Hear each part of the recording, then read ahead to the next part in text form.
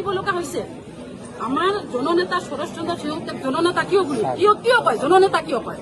তেওঁ ৰাইজৰ কাৰণে চিন্তা কৰিছিল, ৰাইজৰ চিন্তা কৰিয়ে তেওঁ সদায়ে কৈছিল যে চাপৰত কেতিয়াও যাতে পুৰা বিপণী নোখোলে।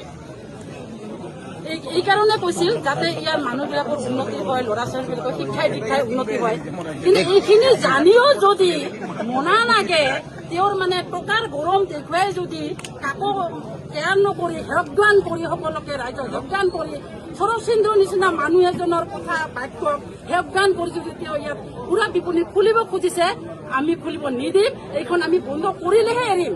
এই জুই জ্বলিছে, জ্বলিব, জ্বলিয়ে থাকিব যেতিয়ালৈকে বন্ধ নহয়। কিন্তু কেনেকুৱা ধৰণৰ অসুবিধা ওচৰতে আমাৰ স্কুলবিলাক আছে, স্কুলত আমাৰ ল'ৰা ছোৱালীবিলাক কিয় পঠিয়াও? ভাল শিক্ষাৰ কাৰণে পঠিয়াও। কিন্তু ইয়াতে যদি দেখা পায় যে মদৰ এৰি হৈছিলে, মদ খাই ইজনে সিজনে পৰি আছে, তেওঁলোকক এটা পৰিৱেশেওতো কিছুমান ল'ৰা ছোৱালীক নষ্ট কৰে নহয়।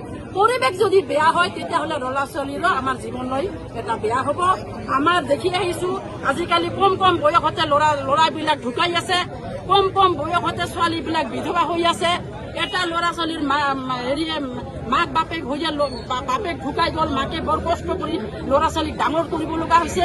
গতিকে আমাৰ মানে মদ জিনিসটা এনেকুৱা এটা সুৰা জিনিস এনেকুৱা সকলোৱে জানি ক'ব নালাগে। এটা আমাৰ ঘৰুৱা ভাষাত এটা কথা আছে যে মাতাল, দাতাল আৰু শিঙাল। মানে কি? শিঙাল যোনে মদ খায়, মদৰ ব্যৱহাৰ বিশ্বাস নকৰিবা। যাৰ দাঁত আছে মানে কামোৰে কুকুৰ মেকুৰী, ঠিক তেনেকুৱাই আমি বিশ্বাস নকৰো। পৰিৱেশ যাতে আমাৰ বিনষ্ট নহয় তাৰ কাৰণে সুৰক্ষাৰ কাৰণে আমি এই কৰিবই লাগিব। আমাৰ নাৰী সুৰক্ষাৰ আমাৰ অধিকাৰ আছে, আমাৰ আমি মা, আমাৰ দায়িত্ব আছে। এইখিনিকে